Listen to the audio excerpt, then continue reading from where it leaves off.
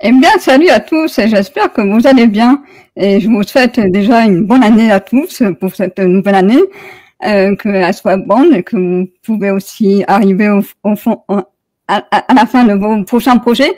J'ai voulu faire pardon, revenir quelqu'un que j'apprécie beaucoup en tant que critique de cinéma, qui est David Fonseca. Fonseca, Fonseca ou Foncesa? Parce que Fonseca. Fonseca, pardon. Que j'ai découvert grâce à la revue web de critique de cinéma Le Rayon Vert, et puis chez l'ami aussi Samir de Microciné, et qui a écrit un livre sur Albert Dupontel. Et moi, j'aime bien discuter aussi avec des critiques de cinéma sur des artistes que j'apprécie pas forcément, mais que du coup, voilà, j'aime bien aussi chercher pourquoi je n'apprécie pas forcément, et du coup, comprendre eux aussi pourquoi ils aiment ces artistes-là. Et donc, du coup, David, première question, comment as-tu découvert Albert Dupontel?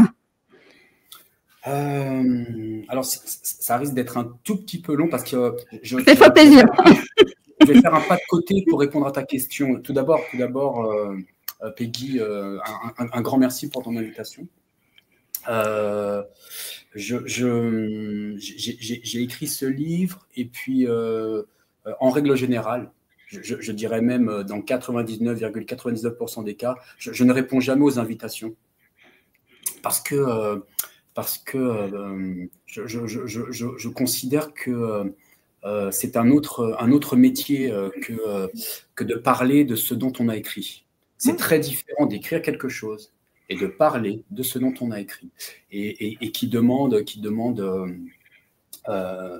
d'avoir une certaine pente qui n'est pas nécessairement la mienne, sans verser dans l'autopromotionnel qui me dégoûte assez. Donc, en règle générale, je ne réponds pas aux invitations. À la tienne, j'y réponds par amitié, parce que on correspond depuis pas mal de temps. Et tout comme je l'ai fait avec Samir. Mais voilà, j'ai été invité, par exemple, à des salons du livre et je ne m'y suis pas rendu. Bon, bref, je laisse ça de côté. Albert Dupontel, comment je le rencontre? En fait, ma vraie rencontre avec Albert Dupontel, je l'ai rencontré lorsque j'avais la vingtaine, mais c'est une rencontre manquée, si tu veux. Lorsque je regarde pour la première fois Bernie, il y a des choses qui m'intéressent vraiment, mais bon, je ne suis pas encore dans une perspective critique, d'analyse critique au fond. Je construis ma cinéphilie à ce moment-là de ma vie. Et ma vraie rencontre avec Albert Dupontel, au fond, elle va se faire beaucoup plus tard, c'est-à-dire plus d'une vingtaine d'années après. Pour te l'expliquer, il faut revenir un peu en arrière sur mon parcours. Donc, pardon, là, ces petits moments autobiographiques. Lorsque j'ai la vingtaine précisément, mais je crois que c'est ce que je mets un peu dans l'avant-propos du bouquin. Lorsque j'ai la vingtaine, à un moment donné, je ne sais pas pourquoi, je nourris l'ambition d'être critique de cinéma. Bien, comme plein d'autres personnes. Et j'envoie un papier au Cahier du cinéma. Je me dis, hein, tant qu'à être critique de cinéma, autant entrer par la grande porte. Et donc, j'écris une assez longue analyse sur un cinéaste qui est mort il n'y a pas très très longtemps, qui s'appelle Kim Ki-duk, qui est un cinéaste sud-coréen, pardon. Et j'envoie donc cette analyse critique au Cahier du cinéma, et puis vraiment, à ma grande surprise, Emmanuel Burdeau, qui est alors le rédacteur en chef des Cahiers du cinéma, me répond. Et puis, à partir de là, un dialogue va s'engager. Et pendant, je ne sais plus, il faudrait que je regarde j'ai conservé les mails, mais je pense au moins pendant plus d'une année, Emmanuel Burdeau me demande d'écrire des choses diverses et variées. Et donc, je m'exécute, évidemment, très heureux de le faire. Et puis vient un jour où Emmanuel Burdeau me donne rendez-vous au Cahier du cinéma, dans un café qui est tout proche des Cahiers du cinéma. Et donc, je me dis, ça y est, bingo loto, j'y suis. Je me voyais comme Aznavour en haut de l'affiche. Et puis, lors de ce rendez-vous, je vais déchanter, parce que dans mon souvenir, Emmanuel Burdeau m'explique qu'il est plutôt sur le départ. il va bientôt quitter les cahiers, il part vers autre chose.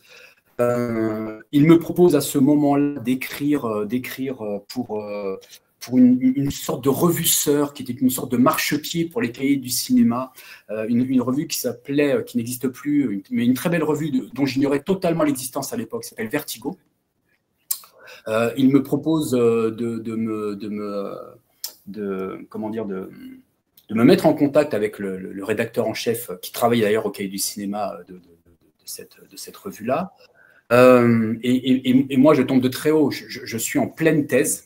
Hein, je suis en train de faire l'un de mes doctorats.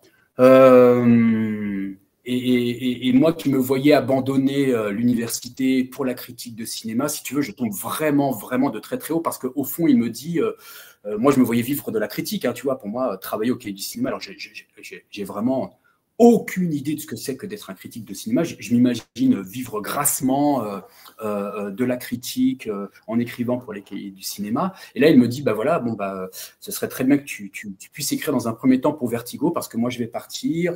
L'équipe rédactionnelle qui va venir, je ne la connais pas encore tout à fait. Les cahiers étaient à la revente. C'était une période un peu floue. Et il me dit, bah, la seule différence entre Vertigo et les cahiers du cinéma, c'est que quand on écrit pour Vertigo, on n'est pas payé, quoi. On n'est pas rémunéré. Et la question financière était à l'époque une question vraiment, vraiment de nécessité me concernant. Et donc je déchante, et puis il revient sur cet article de Kim Ki-duk, hein, que je lui avais envoyé en amont 1 an auparavant, et il me dit très très vite, il me dit tout le bien qu'il en pense, mais il termine par m'indiquer que les cahiers ne la publieront pas. Que les cahiers ne la publieront pas parce que pour eux, au fond, ce cinéaste est un cinéaste mineur. C'est un cinéaste mineur. Moi, à cette époque, je ne lui réponds pas. Je demeure un peu interdit. Ce qu'il me dit me laisse un peu pantois. Mais bon, c'est Emmanuel Burdeau. Je me dis, non pas que pour moi, Kim Ki-duk soit un grand cinéaste, mais je ne sais pas quoi lui répondre. Et puis voilà que lors de cet entretien, il me demande ce que je fais dans la vie. Alors je lui explique que je suis en train de faire une thèse en théorie, en philosophie du droit. Et voilà qu'il me dit, pour la petite histoire, voilà qu'il me dit, ah bah tiens, c'est drôle parce que dans ma famille, enfin je fais partie d'une famille, et je ne pouvais pas l'ignorer, je fais partie d'une grande famille de juristes. Il s'appelle Emmanuel Burdeau, et il se trouve que quand tu fais notamment, enfin j'ai pas fait que du droit, mais pour celles et ceux qui font du droit, ce nom de famille-là, Burdeau, ne peut pas être inconnu. D'autant plus que une personne qui m'a accompagné durant ma thèse a travaillé avec un membre de la famille d'Emmanuel Burdeau, mais moi je n'avais jamais fait le lien. Et si tu veux, à ce moment-là, je me dis, c'est un signe. Et les signes ne valent que pour ceux qui veulent y voir quelque chose, pour ceux qui veulent y investir quoi que ce soit. Je me dis, c'est un signe, il faut absolument retourner à la thèse. Et à partir de ce moment-là, je ne vais plus jamais écrire, jusqu'à très récemment, sur le cinéma. C'est-à-dire pendant plus de 20 ans. Pendant plus de 20 ans, je n'écris pas sur le cinéma. À partir de cette remarque d'Emmanuel Burdeau, on ne publiera pas ce texte sur Kim Ki-duk. C'est un auteur qui nous semble mineur. La raison, c'est parce qu'il est mineur. Contact. Je retourne à l'université, je vais devenir, je termine ma thèse, je deviens enseignant, bon bref. Et puis un jour, parce que entre-temps, l'écriture, ça a toujours été ce qui me fait tenir dans la vie, ce qui fait que je peux demeurer debout, connaître la station debout. Je vais me mettre à écrire des romans dans une toute petite maison d'édition, une micro-maison d'édition, pour qu'à l'université, on ne l'apprenne. Ça peut éventuellement poser problème en termes de carrière.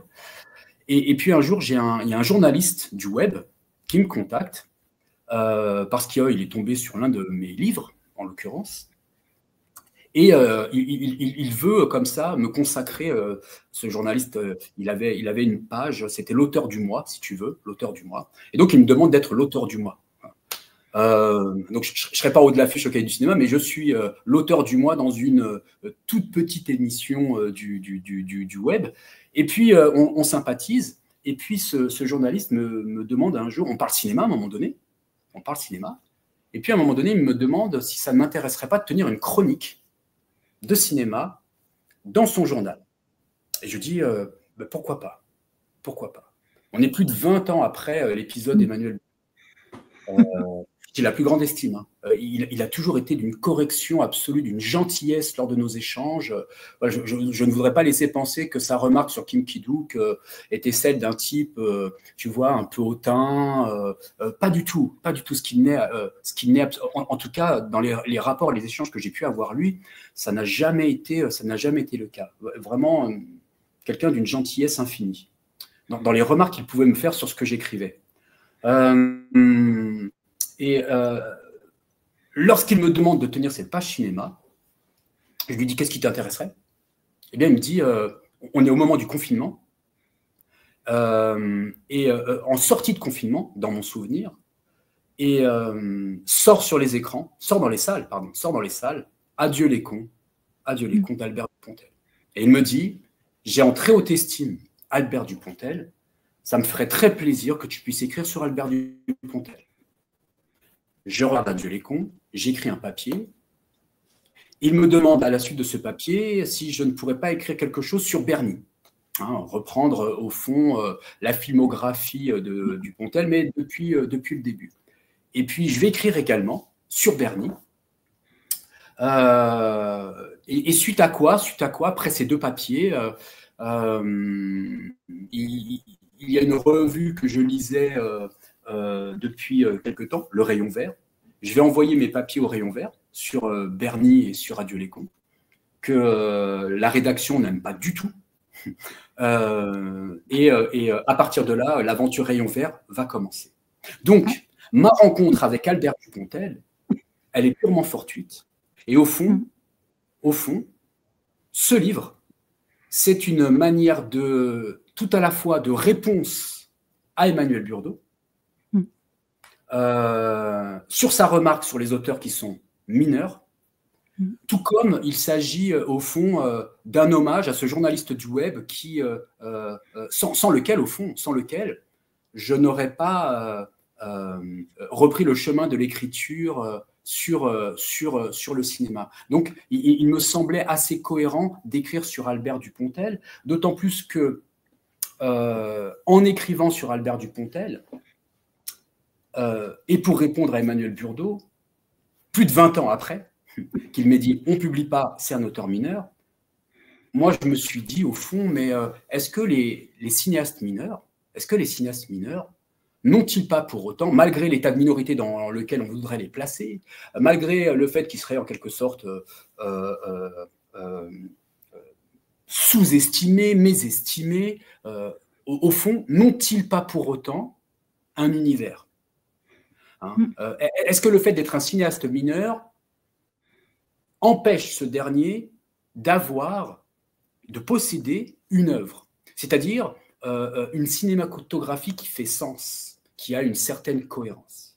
Ce cinéaste va d'autant plus m'intéresser que lorsque je vais regarder ses films, alors que, je vais le dire très honnêtement, je ne le cache pas, et je ne sais pas si je le fais dans le livre, peut-être que tu me rectifieras, Peggy, mais je ne cache pas le fait que je n'ai pas la plus grande estime pour Albert Dupontel. Enfin, en tout cas, ce n'est pas un cinéma qui me touche tout particulièrement.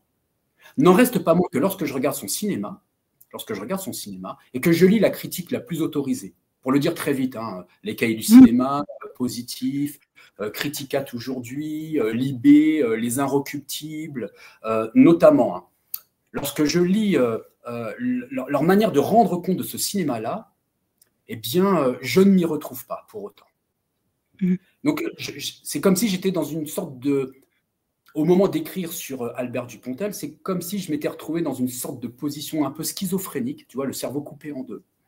Tout à la fois de n'être pas tout à fait touché par ce cinéma-là, mais en même temps, en lisant la critique, de ne pas comprendre l'objet de la réprobation qu'il est. Hein, c'est-à-dire qu'au fond, ce sont toujours les mêmes arguments qui sont repris de bouche en bouche, d'article en article, à propos de son cinéma, et comme si, à force de se répéter ces arguments, hein, une sorte de cinéma, pour le dire très vite, qui serait une sorte de beaufry, ringarde, de punk anard raté, manqué, un cinéma, disent les cahiers du cinéma, aux outrances égocentriques, bref, j'en passe, et des meilleurs. Et au fond, reviennent toujours en écho ces mêmes types de formulations, comme si à force d'être répétées, comme si à force d'être ressassées, elles s'étaient sécrétées une certitude, une forme de vérité à l'égard du cinéma d'Albert Dupontel, qui au fond est un cinéaste, il faut le dire très honnêtement, hein, qui est plutôt qui est plutôt méprisé par la critique la plus en vue. En somme. Et ce qui va m'intéresser encore lorsque je vais écrire sur Albert Dupontel, c'est que moi, j'y vois autre chose. Sinon, à quoi bon même écrire un article pour répéter ce que tous les autres ont déjà pu dire sur ce dernier? Or, il est vrai qu'il n'existe, enfin, sauf erreur de ma part, mais je ne crois pas qu'il existe le moindre ouvrage d'analyse critique sur le cinéma d'Albert Dupontel aujourd'hui. Et moi, bien au contraire de ce que la critique a pu y lire, j'y ai plutôt vu un auteur, mais il le dit lui-même, hein, un cinéaste qui essaye d'élever le cinéma populaire, il le dit, à son degré philosophique. Tiens, ça m'intéresse. Il essaie d'élever le cinéma à son degré philosophique. Il a notamment des figures tutélaires comme ça, que moi j'utilise dans mon texte, qui sont notamment Montaigne et Nietzsche. Et en effet, regardant son cinéma, j'ai eu le sentiment qu'il était très nietzschéen, et que contrairement à ce que dit la critique, Albert Dupontel, ce n'est pas un cinéaste qui, à l'aide d'un marteau, chercherait à détruire toutes les idoles de l'époque, à frapper sur la tête de la police, des institutions, de l'État, des puissants en quelque sorte, hein, pour les détruire, pour les mettre à mal. Mais comme Nietzsche dans Le crépuscule d'une idole, Dupontel a fait 4 années de médecine, d'études de médecine, et puis il les a arrêtés pour faire du cinéma. Il me semble bien plutôt que, comme pour Nietzsche, au fond, son marteau, c'est plutôt le marteau du médecin, hein, celui qui va s'efforcer d'évaluer son époque, les valeurs de son époque, pour, je crois que je l'écris, hein, pour essayer de rendre aux hommes leur agilité perdue. Et c'est en ce sens-là que moi, il m'a beaucoup intéressé, sans compter encore que son rapport à la mélancolie est tout à fait singulier. Et or, le thème de la mélancolie, c'est un thème qui me touche tout particulièrement. Il a une manière qui lui est propre de l'aborder, qui me semble différente de celle d'autres cinéastes. Bref, pour toutes ces choses, au fond, s'est cristallisé à un moment donné en moi l'envie d'écrire sur ce cinéaste. J'aurais pu en choisir tout à fait un autre. Tu vois, on a déjà pu échanger sur ce thème-là, mais je travaille sur d'autres cinéastes, notamment l'un qui m'est très très cher, qui est Rabat Merzaimesh, avec lequel un contact a été établi. Et donc, j'aurais pu me dire, mince, ça va être mon premier livre sur le cinéma, autant le faire sur un cinéaste pour lequel j'ai la plus haute estime. Eh bien non, je me suis dit non, je vais entrer par cette porte-là en empruntant le chemin que dessine Albert Dupontel dans son cinéma. Voilà, pour te répondre un peu longuement. Et pourtant, tu vois, c'est fou, c'est comme quand tu avais fait aussi je vais y arriver, tu avais parlé de Star Wars dans une université et tu avais fait une superbe critique aussi autour de la saga Star Wars. Enfin, c'était un des personnages de Star Wars. Je sais plus le nom parce que je suis avec Star Wars. Et c'est fou parce que à chaque fois, non, tu donnes cette impression que tu aimes en fait soit l'univers, soit l'artiste. Et en fait, c'est quand on te demande réellement est-ce que tu apprécies l'artiste ou l'univers, et c'est là où tu réponds oui ou non, tu vois, c'est ça qui est incroyable. Entre toi, ton ressenti réellement et finalement ce que tu écris, ce décalage, ce qu'on peut nous ressentir en tant que lecteur. Parce que moi, pour moi, c'est pas de simple critique, c'est même un poème, parce que j'ai beaucoup trouvé de la poésie aussi à travers tes critiques. Ça m'a beaucoup plu. J'aime beaucoup les auteurs, justement, aussi, quand on ne connaît pas vraiment forcément l'artiste ou l'univers, qui prennent pas de haut, justement, le lecteur, ou qui ne prennent pas de bas non plus, qui font pas de la vulgarisation. Ça aussi, j'aime beaucoup les auteurs comme ça. J'aime beaucoup Vivian Lejeune, par exemple, qui écrit beaucoup sur la culture populaire et qui est là pour justement nous inviter et à découvrir plutôt que voilà, dire que t'es nul si tu connais pas, etc. Enfin, comme on peut beaucoup lire aussi parfois dans les critiques. Hein. Donc ça, c'est vrai que c'est toujours drôle de voir cette différence-là, non, entre ce que tu écris vraiment et finalement, quand on te pose réellement la question, est-ce que tu aimes cet artiste ou pas, et tu réponds non. Et vraiment, c'est pas du tout ce que je ressens en fait à travers ton livre. Même au contraire, enfin, moi j'ai eu cette impression que tu le défendais. Et par contre, juste un petit truc, tu parles beaucoup d'identité. À travers Albert Dupontel, moi j'ai plutôt ressenti qu'il recherchait plutôt une famille à travers ces films. Tu vois, la famille comme dans l'armée avec Au revoir là-haut, comme Adieu les cons aussi, finalement la femme qui n'ose pas aller voir dire à son fils que c'est lui, que c'est elle sa mère et que finalement elle s'en va parce que elle voit qu'il a beaucoup déjà de problèmes dans sa vie, du coup il veut pas en rajouter parce que elle va mourir 9 mois ferme. C'est aussi une question d'une famille. Et c'est vrai que Albert Dupontel, il le dit à travers les interviews, que lui, il a eu vraiment une famille de mousse pour être poli, qu'il a eu un père qui l'a complètement ignoré durant son enfance. Et du coup, moi, c'est plutôt une famille qui recherche plus qu'une identité. Alors peut-être une identité, effectivement, à travers l'art, à travers sa façon de construire ses films. Mais moi, je trouve qu'il a très vite, en fait, imposé. Mais c'est surtout, par contre, à travers les thèmes, c'est surtout la famille, moi, j'ai l'impression qu'il recherche. Oui, mais tu sais, alors peut-être que je le dis un peu trop vite dans le livre, mais pour moi, l'un n'est pas exclusif de l'autre. L'un va avec l'autre.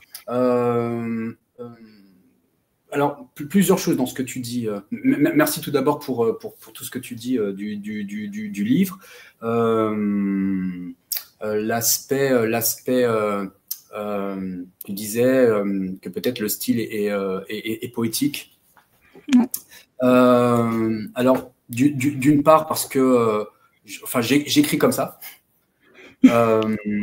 Et ça, j'ai une écriture, dit-on, à l'université, ce qui n'est pas une qualité, une écriture littéraire ou très littéraire. Et ça veut dire que ça c'est un reproche. Je n'ai pas une écriture académique, c'est-à-dire au fond, une écriture blanche.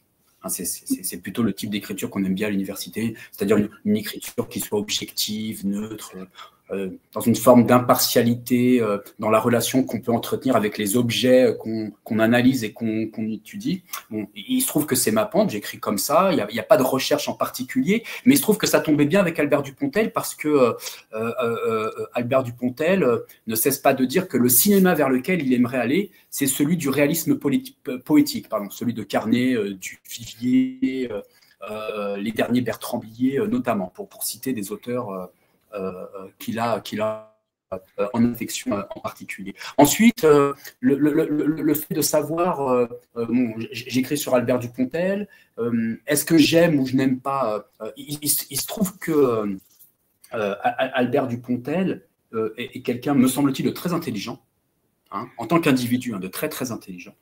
Ce qu'il essaie de retranscrire dans son cinéma, mais hormis la question du Dupontel, le fait de savoir si j'aime ou je n'aime pas, enfin, je n'ai jamais écrit dans cette perspective-là, ça n'a pas beaucoup d'intérêt de savoir si j'aime ou je n'aime pas. Moi, ce qui m'intéresse, c'est de savoir, quand je lis en tout cas une critique, c'est de savoir, en tout cas, pour quelles raisons j'ai aimé ou pour quelles raisons je n'ai pas aimé. Ce sont les arguments qui vont être mobilisés, c'est-à-dire à quelle hauteur, à quelle échelle argumentative un discours va se situer pour me dire à quel point il a en rejet ce film, ou il a plutôt en affection ce film-là, pour le dire très très rapidement. Voilà, ça c'est la seule chose qui m'intéresse. Et donc, quand je parle de Dupontel, je n'ai pas envie de m'en débarrasser très très vite avec quelques épithètes à coller les uns aux autres, pour me dire passez votre chemin. En gros, il n'y a rien à voir dans ce cinéma-là. Maintenant, quand tu dis, voilà, toi, tu vois davantage dans son cinéma une aspiration à reconstituer une famille, mais tu as entièrement raison, mais au fond, en filigrane et en permanence, c'est ce que je finis par dire. C'est-à-dire qu'en effet, moi, ce qui va m'intéresser dans le cinéma de Dupontel, c'est si je devais trouver une question, hein, une sorte de fil rouge qui traverserait, une sorte de fil d'Ariane, tu vois, qui traverserait toute son œuvre, elle se résumerait, elle se ramasserait en quelque sorte dans une question qui serait comment devient-on quelqu'un? Comment devient-on quelqu'un? Et pour devenir quelqu'un dans le cinéma de Dupontel, il ne va pas falloir accumuler du savoir, hein, il va bien plutôt falloir se déséduquer, se désaffilier, hein, tout comme ce personnage d'informaticien dans Adieu les cons, qui est trop câblé, trop branché, va devoir en quelque sorte apprendre à se débrancher, à se désinformatiser du programme qui est le sien, de son programme de vie. Il va falloir apprendre à ces personnages à se dérouter, c'est-à-dire, au fond, apprendre à chacun d'entre eux à renaître de leur vivant. Hein, la naissance chez Dupontel, elle n'est pas une affaire de biologie. C'est pas une affaire de biologie. La naissance, c'est une affaire de choix. C'est une affaire de choix. C'est-à-dire, on s'accouche, on se naît à soi-même. Hein, et tout son cinéma va être une forme d'éducation à ce métier de vivre, dès lors que ces personnages vont être en quête de cette non pas renaissance, mais de cette naissance qu'ils se doivent à eux-mêmes. Hein. Et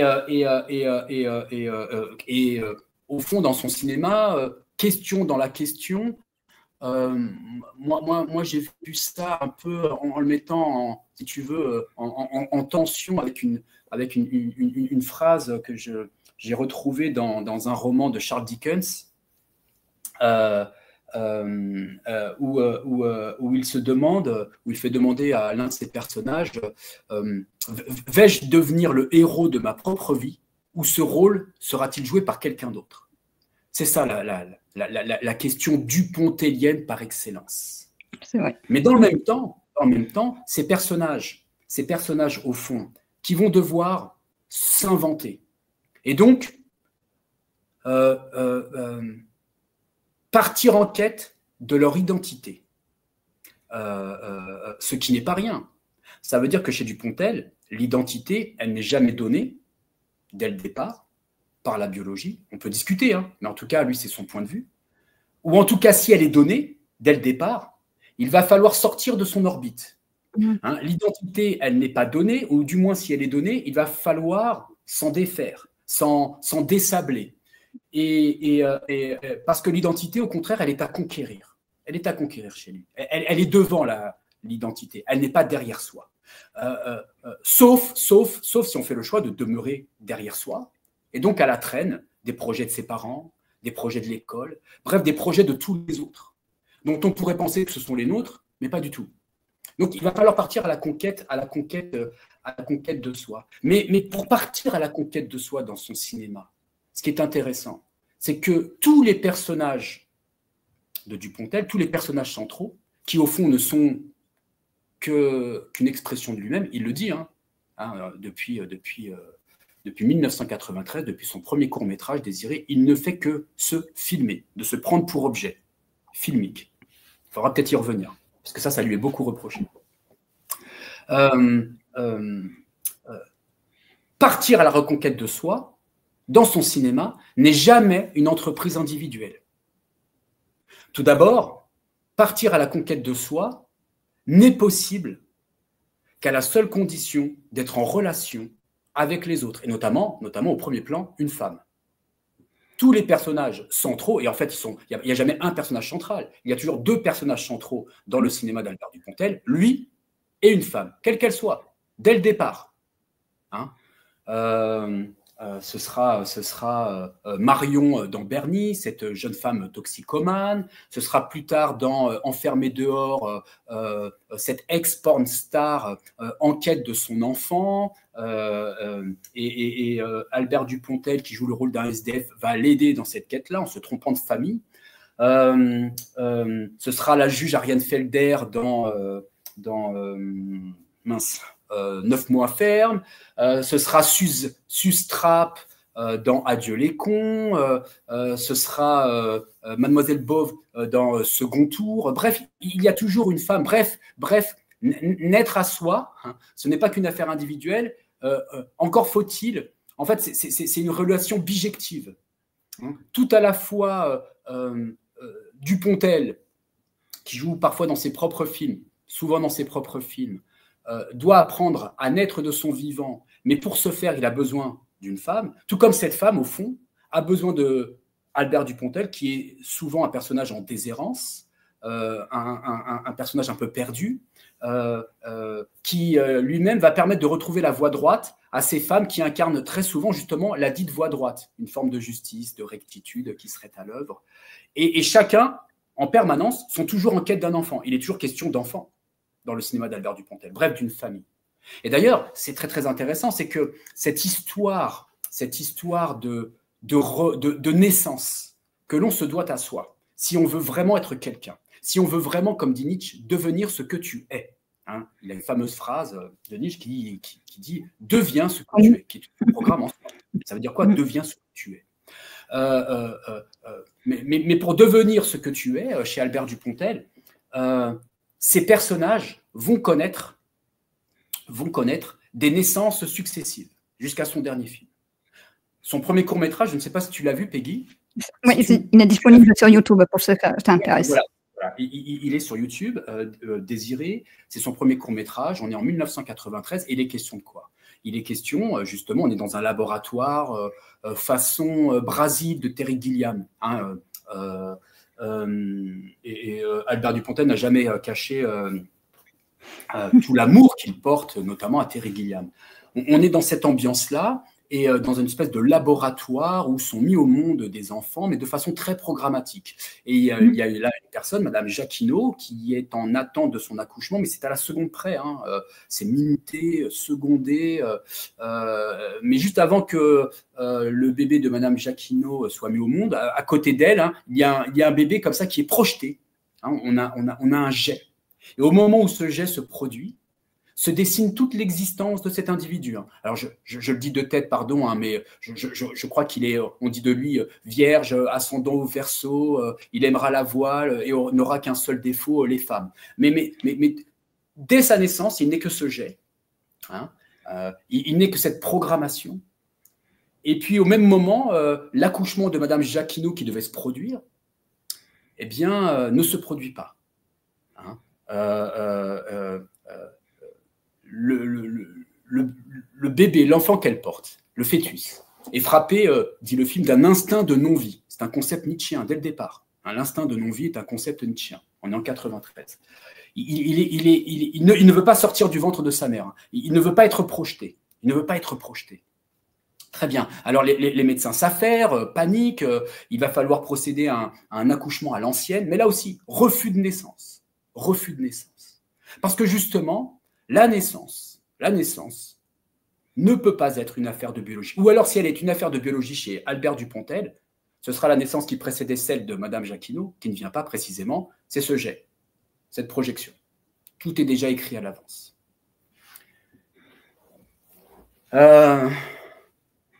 Et donc, ce bébé qui refuse de naître, eh bien, il va falloir qu'il se fasse tout seul.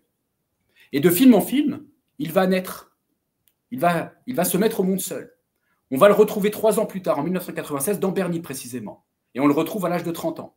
C'est Bernie, un orphelin qui part en quête de ses parents et qui se fictionne, parce que ça c'est très important. C'est que l'identité, ça c'est un concept très ricoeurien de Paul Ricoeur, c'est que pour avoir une identité, toi, moi, tout le monde, on est obligé de se mettre en fiction. On est obligé de se fictionner, de s'inventer un récit, de s'inscrire dans une narration, au fond de se raconter une histoire. Alors, je pourrais te parler de moi et te dire à quel point moi je me raconte une histoire à propos de ce que je suis. Et j'ai choisi cette histoire. D'autres seraient possibles, mais j'ai choisi un récit de vie. Et j'essaie de m'y conformer. Bien. Et cette mise en fiction chez Dupontel, elle va passer par le cinéma. Bref, en 96, on retrouve donc Désiré qui ne voulait pas naître dans le corps de Bernie. Il a 30 ans, il quitte son orphelinat et il part en quête de ses parents. Quelques temps plus tard, on va le retrouver dans un personnage de SDF, film Enfermé dehors. Et là, comme je te le disais tout à l'heure, il fait la rencontre d'une ex-pornostar qui elle-même est en quête de son enfant perdu, abandonné.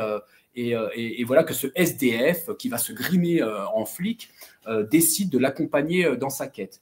Quelques temps plus tard, dans un autre film, ou plutôt, pardon, non, avant Enfermé dehors, on retrouve, j'ai sauté une étape, pardon, on retrouve Albert Dupontel dans Le Créateur, que tu n'as pas vu, donc je passe, mais qui est très intéressant à cet égard-là notamment. Donc on le retrouve en personnage de SDF, il est toujours question d'enfant, et donc de reconstituer une cellule familiale, au fond, à travers cette identité que l'on doit se conférer à soi. On va le retrouver plus tard en personnage de cambrioleur dans 9 mois ferme. Et là aussi, il est toujours question de la quête d'un enfant. Voilà que ce cambrioleur fait un enfant à une juge, la juge Felder, qui est incarnée à l'écran par Sandrine Kiberlin, et que celle-ci ignore qu'elle est enceinte et ignore que ce cambrioleur est le père de cet enfant. Et donc, que faire de cet enfant? Comment faire famille, au fond, pour des êtres qui semblent perdus, pour des êtres qui sont en défaut de sens? Parce que ça c'est important dans le cinéma d'Albert Dupontel. C'est qu'une fois qu'on est au monde, au fond, la raison pour laquelle Désiré ne veut pas venir au monde, c'est qu'il n'a rien demandé, lui. Et que quand il est là, il va falloir trouver du sens, il va falloir trouver une direction. Alors, soit on choisit celle qu'on nous a programmée, soit on choisit la nôtre, celle qui nous est propre. Bref, dans 9 mois ferme, on est toujours en quête donc de cet enfant, de cette question de l'identité, de faire famille. On va retrouver ce même personnage de Dupontel plus tard dans alors là, il devient braqueur de banque dans le personnage du vilain, et il revient chez sa vieille maman, Magnette. Et là aussi, il revient retrouver l'enfant perdu. On le revoit dans sa chambre d'enfance. Et donc, il est toujours question de reconstituer ce cocon familial à travers la question de sa naissance à soi possible. On va le retrouver ensuite en ancien combattant dans Au revoir là-haut. Et là aussi, c'est un individu qui, au fond, part en quête de lui-même, puisque je ne sais pas si tu as vu le film, Peggy, mais dès les premières minutes du film, Albert Maillard, qui est donc joué par Albert Dupontel, sur le théâtre des opérations militaires, on est sur le front, à la fin de la guerre, il se retrouve à la suite de l'explosion d'un obus, se retrouve enterré, il est sous terre, donc mort, et voilà que se trouve un cheval près de lui. Et finalement, il fait le choix de se faire du bouche à bouche avec ce cheval, de la respiration, quasi artificielle, et en quelque sorte, tel un sphinx, renaître de son vivant pour sortir de terre. Et là, va se poser durant tout le film avec son comparse, Édouard Péricourt, qui lui-même est une gueule cassée, qui doit se réinventer un visage à travers les masques qu'il se confectionne, voilà que Albert Dupontel, là aussi, pour lui, se pose la question de ce qu'il va devenir, de ce qu'ils vont devenir, tous les deux, pour des trajectoires très différentes. Et puis ensuite, ce personnage d'Albert Dupontel qui ne cesse pas de naître de film en film, hein, qui ne cesse pas de relancer en permanence ce processus. Et il faut s'interroger sur ce processus-là qui est sans cesse relancé à l'infini dans son cinéma. On le voit réapparaître dans Adieu les cons. Et dans Adieu les cons, la boucle est bouclée avec Bernie, puisque le personnage qui est joué par Virginie Fira, Sustrape, part à son tour en quête de l'enfant qu'elle aurait abandonné à sa naissance parce que ses parents le lui auraient demandé. Et elle fait la rencontre donc d'un informaticien, JB, qui est joué par Albert Dupontel. Et donc tous deux vont partir à la recherche de cet enfant qui a été abandonné à la naissance. Et on retourne par la DAS, comme en 96, Bernie retournait à la DAS, tuyau en main, pour récupérer son dossier d'enfant né sous X. Et de naissance en naissance, on se retrouve dans Second Tour, son dernier film en date, à travers l'histoire de ces deux jumeaux, l'un qui est candidat à la présidentielle et puis l'un de ces deux jumeaux qui est un enfant caché, méprisé par la mère, dont la mère a programmé pour l'un son destin de président de la République, mais qui pour l'autre a décidé d'un destin tout autre, parce qu'il lui semblait moins intelligent, moins superbe, et qui deviendra apiculteur. Et c'est intéressant ce film Second Tour, parce que comme tu le disais tout à l'heure, si j'envisageais la question de la famille, mais sur un plan métaphorique, on pourrait considérer que de naissance en naissance, puisqu'il est question un peu de politique, même si pour moi c'est un décorum, hein, la question politique dans ce film-là, il fallait au fond, en bout de parcours, en tout cas pour ce dernier film en date, mettre en place une sorte de gouvernement de toute cette petite famille qui est née depuis Désiré, de toutes ces naissances successives, avec ce personnage de candidat à la présidentielle. Et au fond, dans Second Tour, il faut prendre le titre, non pas au sens propre, comme l'a trop souvent fait la critique pour reprocher à Albert Dupontel son approche, je veux dire, d'adolescent attardé à travers les conceptions politiques qui seraient les siennes, mais Second Tour est à prendre au sens figuré du terme. Au fond, dans ce film, il s'agit d'offrir à chacun de ces personnages une seconde chance, c'est-à-dire un second tour, c'est-à-dire permettre notamment au personnage de l'apiculteur de naître véritablement de son vivant et de choisir enfin l'identité qui serait la sienne. Mais tout cela, en effet, forme famille, forme à la fin une cellule. Moi, le titre qui me touche le plus, c'est 9 mois ferme. Quand j'ai compris le sens de ce que ça voulait dire 9 mois ferme, les 9 mois de grossesse. Et c'est vrai que ça m'a fait dire, ouais, on commence tous finalement dans une sorte de prison et qu'il faut réussir à se détacher. Et comme on dit, il y a des fois des détachements avec la famille, avec la mère, qui est l'attachement au cordon ombilical. Mais il est très difficile pour certains pour le couper. Et voire même certains qui ne se séparent jamais de ça. Et c'est vrai que ça, le 9 mois ferme, c'est celui vraiment qui m'a le plus touché dans un film par rapport à ça. Ouais, tu as parfaitement raison. Ce titre-là, en lui-même, à lui seul, résume tout à fait l'idée que se fait Albert Dupontel de la famille, mais de l'école en général, de toutes les institutions. Hein. Au fond, son cinéma est traversé par toutes les institutions. Mais aussi la justice. Ouais. Exactement, de la justice, de l'État dans Au revoir là-haut, évidemment, la banque, promoteurs immobiliers, bref, toutes les institutions y passent. Mais 9 mois ferme, c'est vrai, résume tout à fait en quelque sorte le cinéma qui est le sien, c'est-à-dire de raconter l'histoire d'individus sans autre direction que celle de leur naissance, hein, à la conquête de laquelle il leur faut partir pour avoir été un jour, tu vois, projeté dans le monde sans y avoir consenti. Et cette possibilité, elle ne sera donc offerte qu'à ceux qui seront, au fond, naître de leur vivant, comme l'un des jumeaux Mercier survit à l'autre dans ce second tour. Hein. Au fond, donc, dans un cinéma, comme je te le disais tout à l'heure, dans un cinéma où il s'agit d'offrir à chacun son second tour. Et donc, le cinéma d'Albert Dupontel, c'est un peu comme cela, moi, que je le vois, hein, c'est que c'est leur éducation à ce métier de vivre. En quelque sorte, ce cinéma-là, c'est une manière de chance, hein, une sorte de morale provisoire de survie pour dire que tous ces personnages, au fond, et que nous-mêmes, hein, nous ne sommes nulle part au monde, mais au seuil d'un espace d'où tout redeviendrait possible si on décide de naître enfin à soi. C'est-à-dire,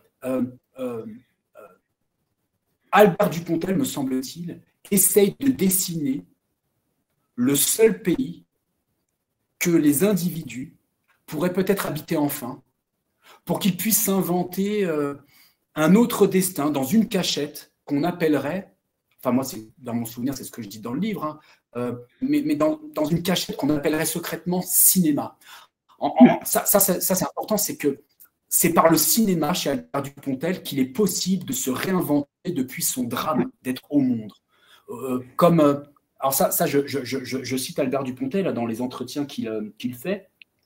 Il le dit très très souvent, hein, de se réinventer comme quelqu'un arriverait dans un vidéoclub, va vivre plusieurs vies. Et Dupontel ne l'a jamais caché. Hein, c'est que il le dit. Hein, je le cite de mémoire. Hein, il comprend mieux la vie en regardant des films qu'en la vivant lui-même.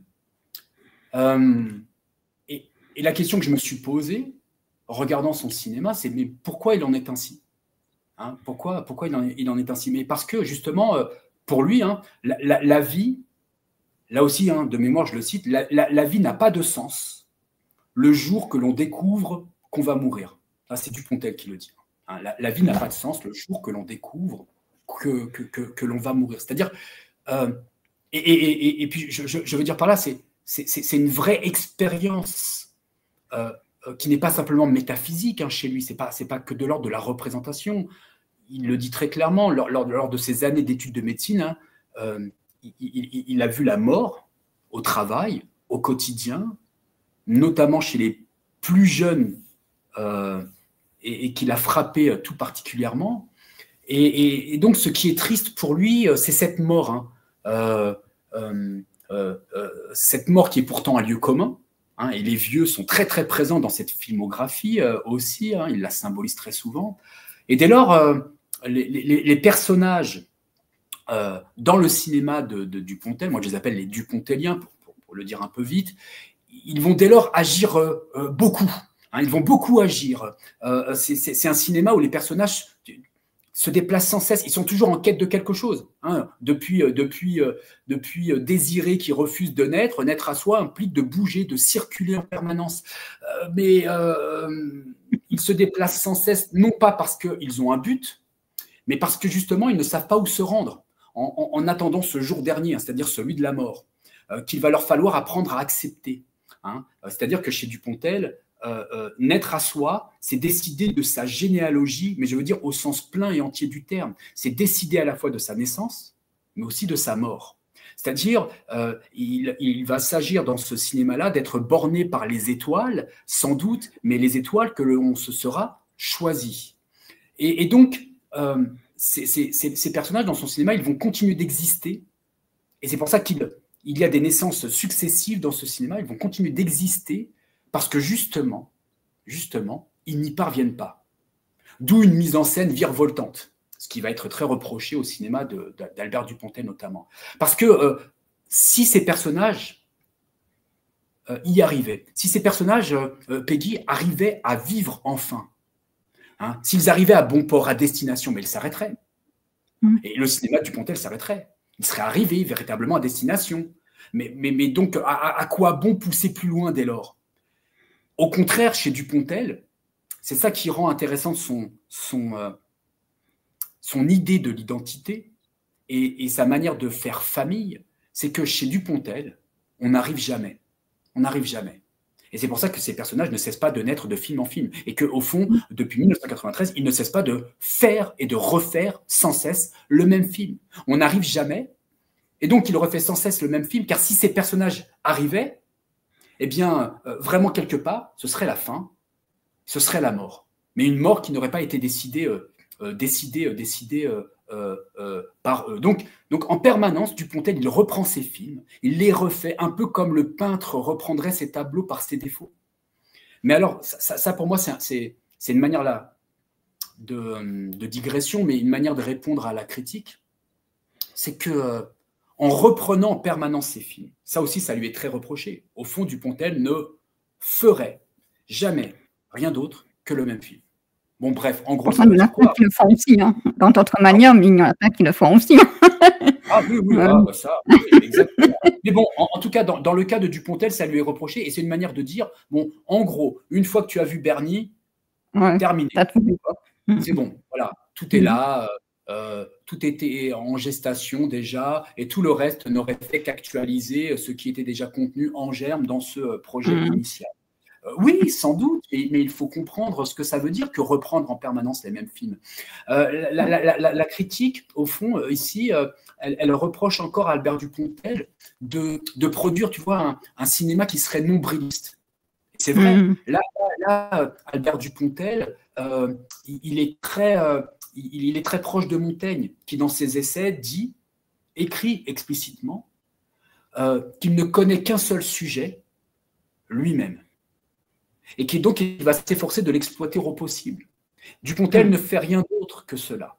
Il se prend pour sujet, mais comme une manière de dire qu'il sera la mesure de toute chose, il sera la mesure de son cinéma, au sens où son cinéma sera limité. C'est donc non pas produire, si tu veux, un cinéma nombriliste, mais humble. Hein. C'est continuer à faire des films parce qu'il sait très bien, comme tous ces personnages, qu'il n'y est pas encore arrivé. C'est-à-dire arriver à faire vraiment le film qu'il souhaiterait faire. Ce n'est donc pas un cinéma du quant à soi, comme peuvent le dire par exemple les cahiers du cinéma ou encore Première à propos de Bernie, hein, quand il lui reproche un cinéma, je cite, aux outrances égocentriques. Au fond, en tout cas moi c'est la lecture que j'en fais. Hein. Tu me diras ce que tu en penses, Peggy, mais moi j'ai plutôt le sentiment que si Albert Dupontel se met si souvent en scène dans ses films, c'est bien plutôt pour se désidolâtrer tout à fait, hein, se renverser pour naître enfin. Au fond, il ne cesse pas de se filmer pour montrer toute la distance qui le sépare encore de lui. Ouais. Dès lors, oui, je t'en prie, Peggy. Non, parce que du coup, ça me fait penser un petit peu, en vraiment parallèle, mais parallèle d'argent, à Terrence Malick, qui fait la même chose, qui reprend très souvent le même thème, mais qui, lui, par contre, ne choisit pas de se mettre en scène. Il préfère créer à chaque fois des nouveaux personnages. Mais en fait, c'est vraiment ça, c'est les mêmes questionnements sur la vie, sur le temps qui passe, sur la mort aussi, comment faire face tous les jours, et il le raconte à travers ses films. Et finalement, ils se ressemblent un peu, quelque part, à travers la philosophie de la vie, et comment ils la racontent à travers leurs films. Alors, l'un a choisi ça, se mettre en scène, et l'autre pas. C'est ça, surtout la différence. Oui, tu sais, alors, comme Albert Dupontel est très nietzschéen, il y a cette phrase qui m'a souvent frappé chaque fois que j'ai pu tomber dessus chez Nietzsche, qui dit qu'au fond, tu sais, toute biographie, enfin, pardon, non, toute œuvre, quelle qu'elle soit, fictionnelle ou non, donc qu'on soit Malick ou Dupontel, toute œuvre, quelle qu'elle soit, est toujours une biographie déguisée. On parle toujours de soi. Quand Tolkien, je ne sais pas trop comment, écrit Le Seigneur des Anneaux, qu'il met sur pied, en place tout un monde, avec un langage nouveau, On pourrait se dire qu'on est là dans l'imaginaire le plus pur possible. Hein, tu vois, pour prendre un exemple qui semblerait très, très éloigné de l'univers de Dupontel, sur le plan littéraire, pour le coup. Il n'en reste pas moins que quand tu connais un peu Tolkien ou Tolkien, le Seigneur des Anneaux n'est jamais rien d'autre qu'une autre manière de se mettre en scène, lui-même. Ce que fait de particulier sur ce plan-là, Albert Dupontel, me semble-t-il encore, c'est qu'au fond, il s'efforce de filmer en permanence ce qui résiste en nous. C'est-à-dire à la famille, aux amis, aux ennemis, à la société, à tous les autres. Alors ça, c'est ce à quoi on le réduit très souvent. Hein. On pense que on réduit trop souvent Albert Dupontel, un cinéaste manichéen, c'est-à-dire de filmer des personnages qui seraient en lutte contre les autres, contre l'État, contre la famille, contre la police, contre la bureaucratie. Ça c'est la version minimaliste de l'analyse critique cinématographique contemporaine sur le cinéma d'Albert Dupontel. Donc c'est vrai. Il filme tout cela, tout ce qui résiste en nous, à la famille, à la société, à tous les autres, mais surtout au premier chef. D'abord, ce qui doit résister à soi, à soi-même. Ce dont il faut le plus se méfier pour Albert Dupontel, c'est d'abord soi. C'est d'abord soi. Alors, une fois qu'on filme ce qui résiste en nous, il reste quoi? Eh bien, pour Albert Dupontel, reste quelque chose. Un tout petit quelque chose.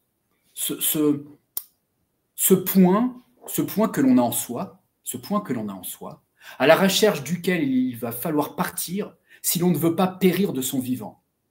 Ce point irréductible, en quelque sorte, c'est l'indemne en nous et qui fait la vérité de chacun. Le cap à tenir dès lors dans son cinéma, c'est d'essayer d'aller vers son éclat, c'est-à-dire cette tentation de l'absolu en soi. C'est ça qui l'intéresse, c'est de partir à la découverte de cet absolu en soi, dont il pense que chacun le possède. Et c'est ce qu'il va s'efforcer de mettre en scène. Encore faudra-t-il le retrouver, cet absolu en soi. Or, dans le cinéma d'Albert Dupontel, une fois encore, rien n'est donné à l'avance, parce que chez Albert Dupontel, les individus naissent bien dans les choux, comme dans la scène d'ouverture de Bernie. Ils sont littéralement dans les choux, perdus, en quête de sens, en défaut de sens. Il va falloir s'en arranger. Je trouve que Au revoir là-haut est peut-être le moins dupontelien de toute sa filmographie, même si on y retrouve certains thèmes, comme la famille, encore une fois, comme aussi la mort. Mais mine de rien, c'est peut-être pour ça aussi, c'est grâce à ce film qu'il a trouvé un autre public aussi. Moi, c'est ce que je ressens quand je revois là-haut. Tu n'as pas tort, parce que pour une rare fois, le scénario n'est pas de lui. Ouais. Alors, au départ, c'est un célèbre roman, mais par le maître, qui est donc adapté cinématographiquement. Mais moi, ce qui m'intéresse dans Au revoir là-haut, c'est que donc c'est vrai que c'est sans doute son film qui semble le plus maîtrisé, parce que justement, il est tenu par un scénario qui n'est pas le sien, qui ne part pas dans tous les sens, pour le dire très très rapidement. Il est tenu par ce scénario, par des producteurs aussi, mais il est tenu par ce scénario. N'en demeure pas moins que ce qui m'intéresse dans ce film, c'est que malgré ce scénario, cette contrainte avec laquelle il va composer, il va parvenir malgré tout à y implémenter, à innerver ce scénario des thèmes qui sont les siens depuis toujours. C'est-à-dire d'individus qui vont s'efforcer de naître au monde. Tu as le personnage, pour ne parler que de lui, qui au fond est Albert Dupontel vraiment, dans la vie, qui est le personnage d'Édouard Péricourt, dont le père est banquier, et qui voudrait que son fils devienne banquier à son tour, et qui voudrait sortir de ce destin tout tracé, et qui est au fond le personnage qui met le mieux en scène ce qu'est et ce qu'a voulu être dans la vie Albert Dupontel, sans doute. Bref, on retrouve cette même thématique-là. Ce qui est très intéressant dans ce film-là, si tu me permets, Peggy, c'est que dans le même temps, la critique, très souvent, a considéré que c'était son meilleur film. Très souvent, enfin je veux dire, c'est là où, en somme, Albert Dupontel s'en sort le mieux au plan critique. Hein. C'est avec Au revoir là-haut, qui est le mieux considéré dans sa filmographie.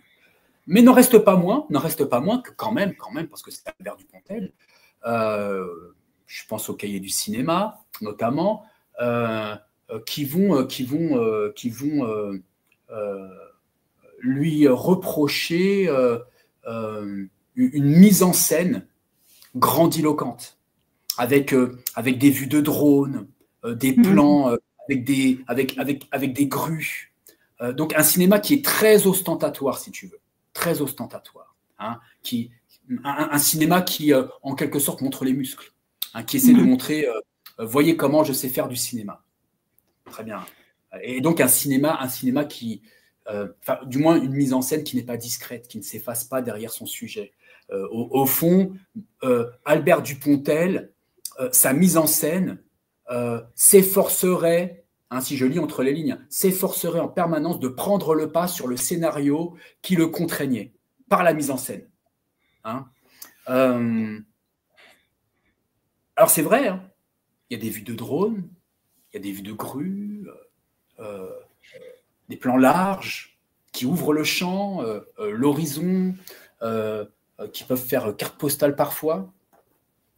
Mais moi, me semble-t-il, ce type de mise en scène, précisément de Au revoir là-haut, fait sens me semble faire sens au regard du cinéma qui est celui d'Albert Dupontel, qui est véritablement un cinéma de type lazarien, qui essaye de faire renaître de leurs cendres ces deux individus, ces deux hommes qui étaient condamnés, qui sont des quasi-condamnés à mort, et qui essayent de les faire naître de leur vivant. Et donc, il a besoin de les tirer vers le haut. Et donc, ces effets de mise en scène ne sont pas purement gratuits pour moi, mais en tout cas, s'inscrivent dans un cadre global qui me permettent de la comprendre en ce sens-là. Et puis surtout,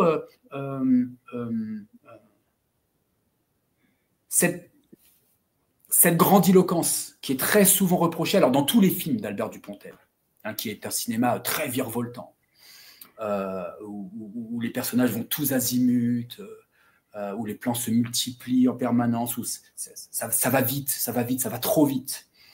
Me semble-t-il, Albert Dupontel, ici, fait la même chose, mais d'une autre manière. Mais il fait la même chose que tous ces cinéastes classiques, ces cinéastes classieux.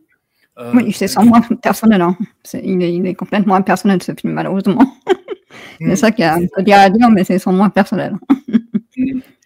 Et il fait, tu sais, tout ce travail des cinéastes classiques un peu à la façon de Clint Eastwood. Hein. Ces cinéastes des 50 un peu, qui ont une mise en scène très classique, qui s'effacent derrière les sujets et les personnages qu'ils filment. Et Albert Dupontel, il fait la même chose. Il s'efface, mais d'une autre manière. C'est-à-dire que sa grandiloquence, le fait de maximiser ses effets, est une manière de dissimuler, en quelque sorte, le véritable objet de ces films, la confession, l'intime. Et donc, il va déployer toutes sortes d'effets pour essayer véritablement de mettre en place une opération, une sorte d'écran de fumée pour essayer véritablement de dissimuler que son véritable sujet, c'est l'intime toujours. C'est l'intime. Et c'est sûrement pour ça qu'il se met en avant dans ce film, pour rappeler que c'est aussi son film, et pas celui d'un autre. Oui, ça c'est très très clair. Enfin, je veux dire, il ne s'en est jamais caché. Hein, il le dit lui-même, hein, il se prend, je te le disais tout à l'heure, hein, il se prend pour objet filmique depuis toujours, depuis 1993. Il ne sait pas faire autre chose, hein, il le dit lui-même, hein, il est engoncé dans ses névroses de petit bourgeois et il ne parvient pas, il ne parvient pas à en sortir, hein, il ne parvient pas à sortir de ce drame-là d'être au monde, comme des tas d'autres individus sont ici-bas, sur Terre, et ne savent pas pourquoi ils s'y trouvent. Au fond, Albert Dupontel fait partie de cette famille-là, cette famille qu'on appelle les mélancoliques types. Mais alors, sur ce plan, c'est vrai, hein, c'est vrai. Albert Dupontel, il est peut-être un petit peu, alors moi c'est ce que j'écris, hein, il est peut-être un petit peu camusien, proche d'Albert Camus. L'Albert Camus notamment de La Peste. Hein, il serait en quelque sorte, tu vois, une sorte de docteur Rieux qui voudrait sortir l'homme de sa peste. Hein. Nous sommes tous des condamnés à mort, mais dans le même temps, il ne faudrait pas pour autant que chacun renonce à la lumière qu'il porte en lui, hein, tant que cet individu vit. Hein, il y aurait ainsi, au fond, et malgré tout, chez Albert Dupontel, c'est ce qu'il dit dans ses entretiens notamment, hein, plus de choses en l'homme à admirer qu'à mépriser, hein, même si l'époque et son bruit de bottes qui écrase tout le terrifie. Il le dit en permanence dans ses entretiens. Bref, me semble-t-il, là, il met en place un cinéma que je pourrais ramasser en quelques mots, hein, pour nous dire, en dépit de tout ce qui nous arrive. Il est encore camusien, me semble-t-il, Albert Dupontel, dans son cinéma, pour considérer que ces personnages font l'expérience de l'absurde, hein, ce qu'on va retrouver chez Camus dans L'Homme révolté, de l'absurde, avec le fameux mythe de Sisyphe. Chacun de ces personnages font l'épreuve de l'absurde, mais malgré tout, chacun y trouve un supplément d'âme. Hein, en quelque sorte, une force pour se révolter sans jamais se résigner. Avec cette phrase de Gatsby, le magnifique, de Francis Scott Fitzgerald, que j'aime tout particulièrement, avec cette phrase qui serait chevillée à leur corps. Je la cite, hein, on devrait pouvoir comprendre que les choses sont sans espoir. Hein, on devrait pouvoir comprendre que les choses sont sans espoir et cependant décider à les changer. Et Bernie, si tu veux, pour revenir à son tout premier film, c'est en quelque sorte l'homme révolté de Camus qui bouge en permanence pour survivre à la volonté de son propre suicide. Hein. C'est un être mobile pour ne pas s'ankyloser, pour éviter la phlébite, se gangréner sur place. En quelque sorte, Bernie, j'irais même plus loin, pour moi, c'est le caillou de Sisyphe, hein, qui ne doit jamais s'arrêter de rouler malgré la pente de l'absurde. Hein. Alors, toutefois, ce qui est absurde pour Albert Dupontel, ce n'est pas le monde. Hein. Ce qui est absurde, c'est la rencontre entre le questionnement de ces personnages sur le sens de la vie que tous ces personnages posent et l'absence de réponse du monde. Hein. C'est une absurdité qui est rendue d'autant plus absurde pour Dupontel par tous ceux qu'il a en détestation et qui sont les détenteurs officiels de la réponse. Hein. Albert Dupontel, alors dans sa vie privée, dans sa vie personnelle, mais aussi dans son cinéma, se refuse en effet à toute forme de captation de la parole individuelle, que ce soit par le discours religieux, avec dit-il, leur gros livre qui offre clé en main une solution, l'enfer ou le paradis, mais aussi les politiques. Ce sera le député valois qui se fait exploser la tête dans Bernie, par Bernie lui-même, ces politiques qui ont toujours réponse à tout, mais aussi il a en détestation la parole des marchands, qui s'efforcent d'apaiser les individus, en quelque sorte, en en les zombifiant à l'intérieur d'un Halloween permanent, un Black Friday continu, où au fond, le jour ne se lèverait plus, et comme dans le zombie de Romero, dans l'un des le zombie de Romero, tout court, nous ne serions plus que de simples consommateurs, et ça nous irait très très bien. Ce qui ne va pas pour Dupontel chez tous ces détenteurs officiels de la réponse, c'est que tous, qu'ils soient religieux, politiques ou marchands, tous, ils n'ont pas de doute. Tous, ils n'ont pas de doute. Ils savent. Les personnages dupontéliens ne savent pas. Ils ne savent pas où se rendre. Ils n'ont pas de réponse. Ils n'ont que des questions. Ils sont en quelque sorte, si tu veux, ils sont humbles. Hein, ils demeurent humbles devant le mystère de vivre, de ce que c'est que d'être là au monde. Mais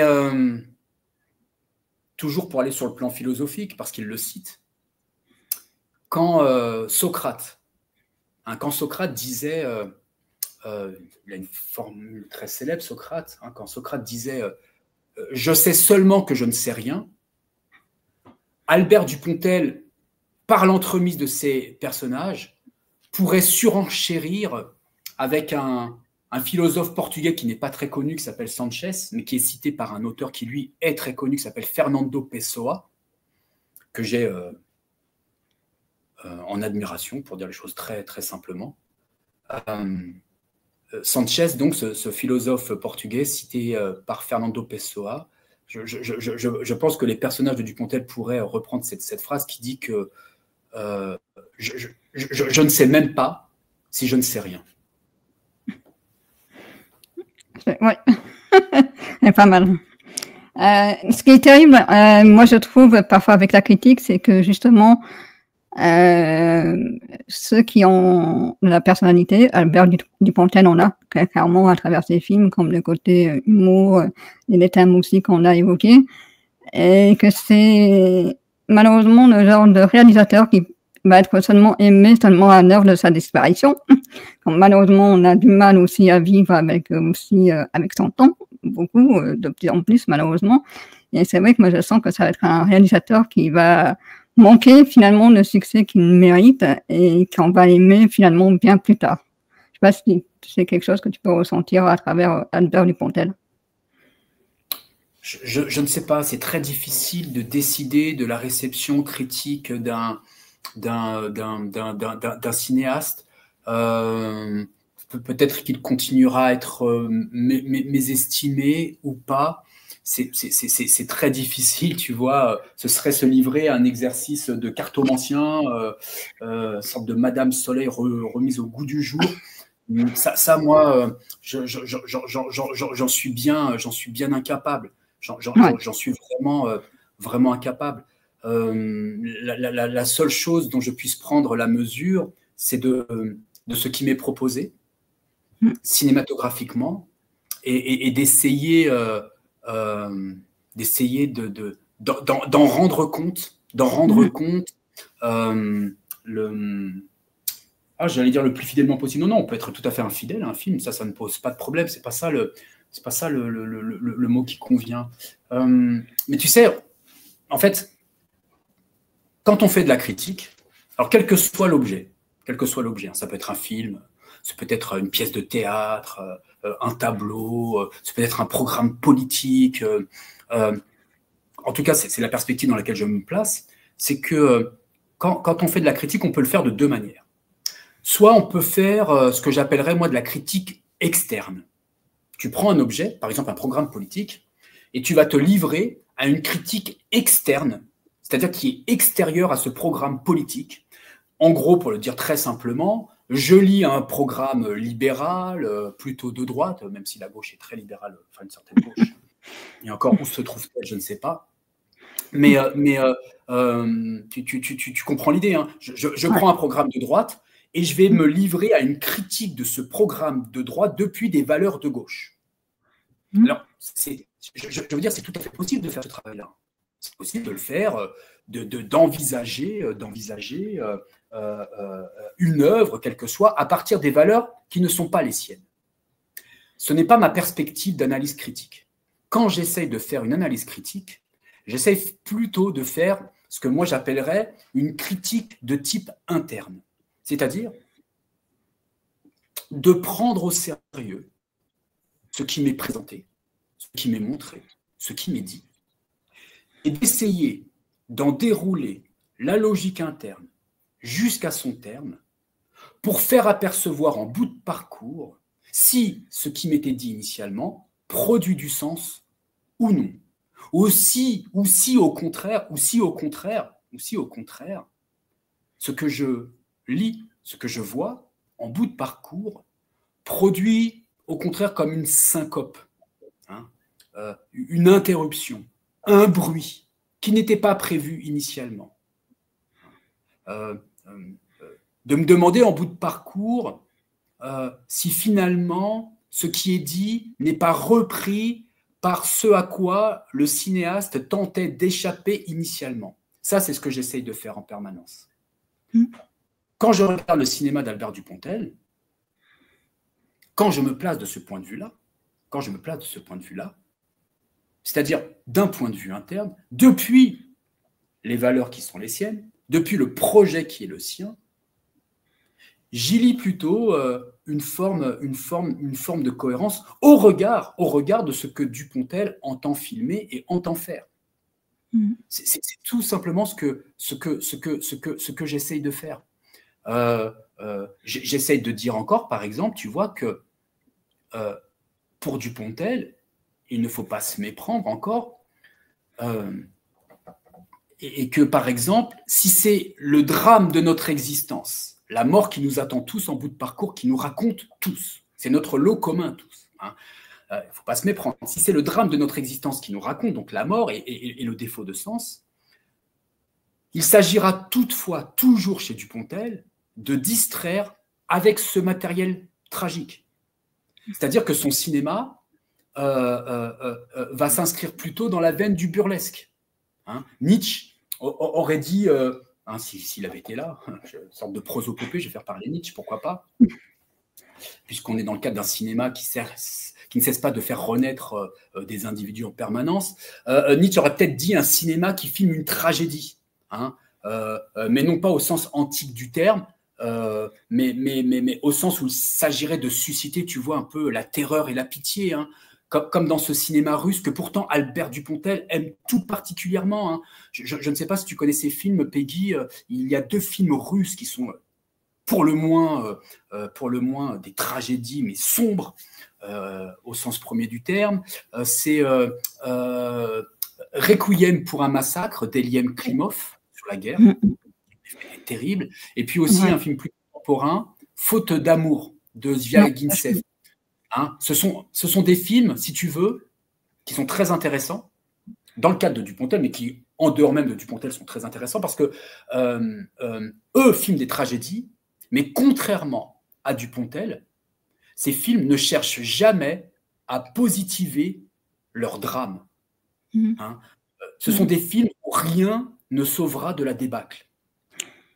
Ça, je suis d'accord, c'est pour ça que je ne comprends pas les gens qui disent que c'est manichéen, parce que le manichéisme, c'est exactement ça, c'est toujours positivé. Donc Albert Dupontel ne fait pas du tout ça à travers ses films. Alors attention. Attention. Attention. Dupontel, lui, au contraire, il le dit, hein, Peggy. Hein. Ah ouais, il le dit, d'accord. En petit, je le cite, hein, en petit cinéaste bourgeois qu'il est, il n'arrive pas à faire ce type de cinéma-là. Lui, il a besoin d'essayer de positiver le drame qui est le sien. Parce que c'est un petit occidental moyen, il ne s'en cache pas, et je trouve ça plutôt très honnête de le reconnaître. Il ne le cache pas, mais si tu veux positiver le drame chez lui, c'est une manière de s'inscrire dans une certaine tradition, plutôt littéraire, où en gros, qui est celle de Beaumarchais, où il s'agirait, tu vois, de se presser de rire plutôt que d'avoir à en pleurer, du sort qui est le sien, qui serait le nôtre, qui est celui des personnages du Pontellien. Donc le recours à l'humour chez lui, ça n'est pas simplement une galéjade, hein, c'est pas un pied de nez, c'est une forme de politesse. C'est une forme de politesse. C'est pour ça qu'il se moque comme ça gentiment les handicapés comme l'aveugle et puis celui qui bégaye dans 9 mois ferme, l'avocat. Exactement. Oui. C'est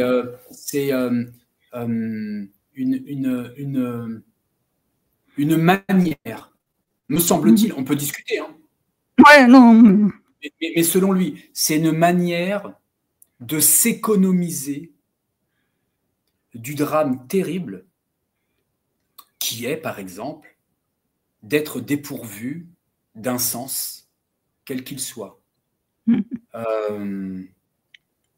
Parce que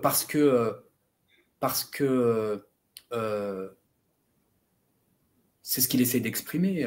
Il essaie de dire que c'est pas ma faute, quoi. Enfin, c'est pas notre faute, malheureusement. Il y a des gens comme ça et on est obligé de faire avec, quoi. C'est ça qui est maladroit à dire, mais on est obligé de faire avec. Au fond, tu sais, ces personnages-là, qu'il s'agisse de boiteux ou de malvoyants, ou, ce sont tous des personnages, si tu veux, ce sont tous des excroissances des personnages du Pontellien, qui eux aussi sont en défaut de sens pour être au monde.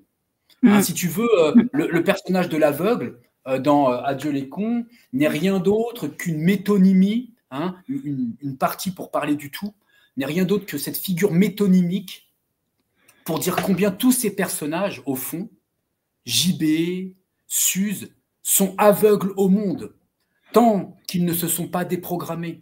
Tu vois, ce sont eux les véritables aveugles. Ce n'est pas lui, puisque ce personnage-là, finalement, les aide à marcher.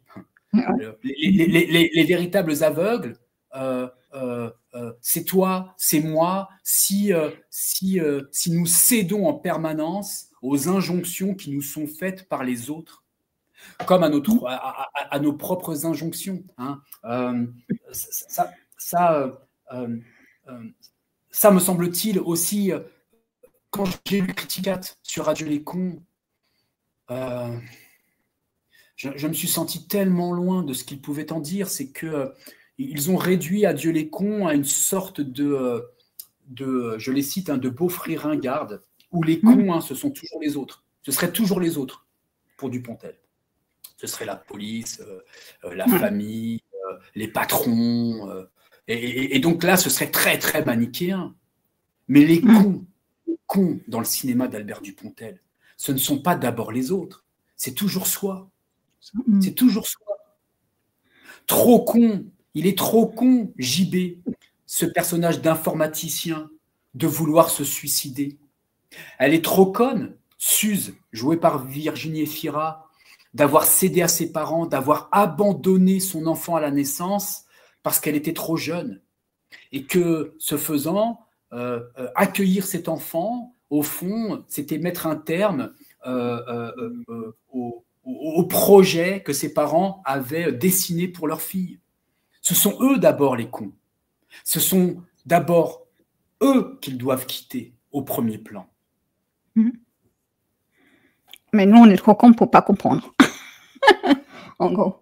Moi compris, hein, tu sais, j'ai toujours considéré que la bêtise était le propre de chacun et que les plus bêtes étaient ceux qui pouvaient considérer un temps qu'ils en étaient exceptés.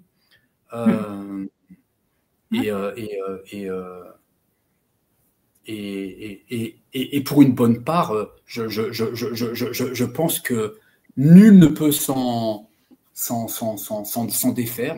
On est tous faits d'une certaine forme de bêtise, on essaie de composer avec. Ça, c'est clair.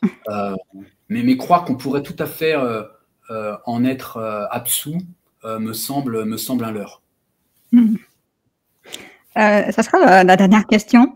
C'était tout de suite un choix de faire un livre, du coup, plutôt sur une critique et analyse que sur une biographie. Alors, je revendique tout à fait le fait, Peggy, Ouais. je ne le suis pas, et donc de ne pas être un journaliste. Ce type de travail-là ne m'intéresse pas, parce que ça voudrait dire qu'il faudrait passer au crible tout ce que j'écris au filtre de la vérité. Est-ce que ce que je dis est vrai ou ne l'est pas? Hein, si je faisais un travail journalistique, tu vois, il faudrait aller vérifier si en effet ce que je rapporte est vrai ou non dans son cinéma. Or pour moi, faire de la critique de cinéma, ce n'est pas se situer dans un discours de type journalistique, du type vrai ou faux. Hein. Ce que l'on avance est-il vrai ou faux? Mais moi, je fais un tout autre type de travail. Je fais de la critique et je revendique mon droit à l'erreur. Je revendique mon droit à l'interprétation, c'est-à-dire au délire interprétatif. Parce que quand on interprète, alors on va dire on analyse, mais en vérité, on ne sort jamais du cercle de l'interprétation, selon moi. Parce que dire par exemple, c'est clair, c'est là, à l'image, c'est déjà interprété. Dire pour moi, c'est clair, c'est à l'image, c'est déjà interprété. Alors on pourrait plutôt dire qu'il s'agit, comme le disent mes amis Saad Chakali et Alexia Roux, que faire de la critique s'apparente davantage, et je m'inscris plutôt dans cette veine-là, s'apparente davantage à un champ d'expérimentation. Et quand j'expérimente, ne m'intéresse pas de savoir si ce que je dis est vrai ou faux à propos d'un film, mais si ce que je dis, c'est donc tout à fait autre chose. Je ne cherche pas à produire un discours, tu vois, de type scientifique, qui lui vraiment s'inscrit dans l'orbe du vrai ou du faux. Moi, ce que j'essaye de faire, c'est, en tout cas, la question, si on doit se poser une question à propos de ce que j'écris, et la question que je me pose, moi, c'est de savoir si ce que j'écris est pertinent ou ne l'est pas, produit du sens ou n'en produit pas. Et donc, c'est tout à fait autre chose. Donc, en effet, je ne pouvais pas faire, à propos d'Albert Dupontel, une biographie, parce que je ne sais pas faire, je n'ai pas envie de le faire, et ça demanderait d'autres compétences, d'autres types d'investigations, et qui véritablement ne me préoccupent pas du tout. Bah, du coup, Damien Chazelle, c'est toujours prévu dans tes projets ou tu l'as laissé de côté? Non. Il est toujours prévu. Je suis entré en discussion avec une maison d'édition que peut-être tu connais, Playlist. Non, on n'est pas d'accord. Society, qui est on va dire une assez bonne maison d'édition. Et donc voilà, des discussions sur le plan cinématographique, des discussions se sont engagées. Je verrai bien où ça mènerait, mais non, je n'ai pas renoncé, mais je veux dire par là, ce n'est pas le seul projet d'écriture bien sûr. sur lequel je suis. Tu sais, j'écris tout comme j'ai construit ma cinéphilie, c'est-à-dire que moi je n'ai pas fait j'enseigne à l'université, mais je ne suis pas, tu vois, je ne suis pas professeur en études cinématographiques. Je fais de la critique de cinéma, mais en contrebande. Je me suis construit comme autodidacte. Et donc, quand tu es un autodidacte, eh bien, tu ne passes pas par les canaux du savoir officiel, mais tu possèdes tes propres professeur, tu élabores toi-même tes instruments d'analyse critique, et au fond, pour le dire très simplement, en tout cas en ce qui me concerne, tu pars dans tous les sens possible. Et donc quand j'écris, c'est vrai, je ne me consacre pas qu'à un seul projet, il y en a toujours plusieurs en cours. Donc il y a en cours en ce moment 3 projets de livres sur le cinéma, sur des choses différentes, des choses aussi sur le cinéma et puis la philosophie, mais ça à l'université. Donc voilà, donc c'est vrai, ça met un peu de temps. Ça met un petit peu de temps parce que tantôt, je passe de l'un à l'autre et je retourne à l'un pour retourner à l'autre ensuite. Je pense qu'on est tous comme ça quand on commence plusieurs projets. De toute façon, on passe à l'un, encore on passe à l'autre. Et ça nous fait du bien aussi. Hein. Ouais. Tu penses? De quoi? Pardon? Tu penses que tout le monde est... Moi, je connais des gens très organisés. Ah ouais, non, moi, moi, ça me bloque, en fait, quand je suis organisée. J'ai remarqué ça, quand je me mets des barrières de temps, de date, machin et tout, ça me bloque. En fait, ça me laisse pas justement autant aussi de penser. Tu vois, j'ai besoin beaucoup de penser avant d'écrire, de mettre sur papier ce que je vais écrire. Et du coup, ouais, non. C'est pour ça qu'en fait, je suis pas bonne, moi, à la sortie des films, pour parler des films. Parce que, en fait, du jour au lendemain, je peux changer complètement d'avis ou parce que je l'aurais mieux ressenti, enfin, j'aurais une année pour y réfléchir. Donc, c'est pour ça que j'écris jamais à la sortie, en fait, de sortir en salle, ou alors c'est très, très rare. Mais non, moi, j'ai besoin vraiment du temps, d'être libre et d'avoir du temps. Oui, donc, alors peut-être que ça, c'est autre chose, Peggy. Ouais. Je pense que, en tout cas, moi, également, lorsque je sors de salle ou lorsque je regarde un film sur mon ordinateur, ouais. Je suis dans l'incapacité d'écrire. Je reste interdit. Je ne suis pas capable de parler du film comme le font certains à la sortie du film, très rapidement, comme ça, à la volée. Non. C'est comme si je cherchais à en conserver quelque chose. Comme s'il fallait que quelque chose se cristallise en moi. Et puis, je vais avoir beaucoup de mal à parler des films. Parce que d'abord, je sais m'exprimer qu'en écrivant. Et que pour moi, écrire est très différent, est une chose très différente que de parler d'un film oralement. Que pour moi, la vérité critique est d'abord et avant tout un exercice de type écrit et non pas oral. D'autres te diront autre chose. En tout cas, moi, c'est mon rapport que j'ai à la critique. Pour moi, ça passe par l'écrit. L'oralité, c'est un autre type d'exercice. Et donc oui, je vais avoir besoin de temps, et ce temps va s'inscrire dans une forme de désorganisation absolue. Très, très simplement, moi, depuis le collège, très tôt, j'ai renoncé au cahier de texte. Mais vraiment, c'est pas juste une formule. Je n'ai plus jamais eu dans ma vie de cahier de texte parce que c'est comme ça, parce que pour moi... demain, c'est loin. Demain, c'est très loin. Demain, c'est très loin. Pour le dire très bien. Même si les fêtes sont passées, voilà, il n'y a pas de date pour s'offrir les cadeaux. Donc, si vous le voulez, vous le procurez, allez-y. Alors, c'est Abel Dupontel aussi, on n'a jamais dit dans la conversation que c'est comme réalisateur. Hein. C'est vraiment que quand il a fait des films. C'est ça. Alors, il est acteur aussi, bien évidemment, dans ses propres films, mais c'est pas non plus des films où il est seulement acteur. Donc, c'est vraiment quand il est réalisateur, quand il réalise ses propres films. Voilà, c'est 9 films, c'est bien ça, 9. Il en a écrit 9. Hein. Voilà. Donc, Albert Dupontel, le cinéma à coups de marteau, maison d'édition d'Harmattan, au rayon 100 minutes visuel. Donc, voilà, faites-vous plaisir. Si vous voulez aussi peut-être évoluer dans vos lectures de critiques, si vous sentez que vous voyez un peu toujours la même chose sur les webs, n'hésitez pas, parce que vraiment, moi, c'est vraiment le style d'écriture, en tout cas, qui me plaît. Parce que c'est ça, c'est comme je disais au début, c'est fait partie de ces auteurs que j'aime beaucoup, parce que c'est ça, ne prenez pas les lecteurs pour des imbéciles, même si on ne connaît pas bien. Et ça, moi, c'est vraiment les lecteurs que j'aime le plus. Donc, merci beaucoup, David, d'avoir accepté l'entretien. Je t'en prie. Je te remercie beaucoup.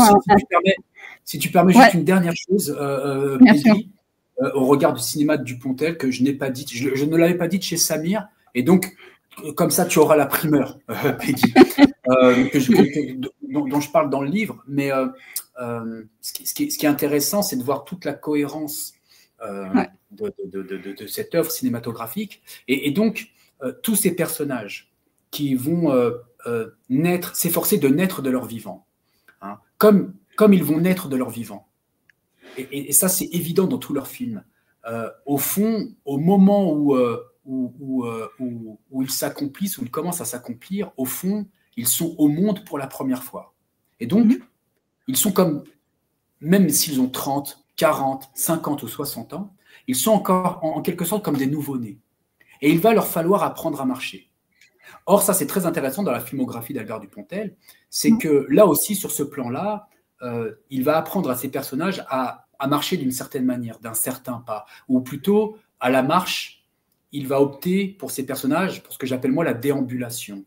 Et notamment, c'est évident dans Au revoir les cons, où ces personnages sont dans un rapport à l'ivresse.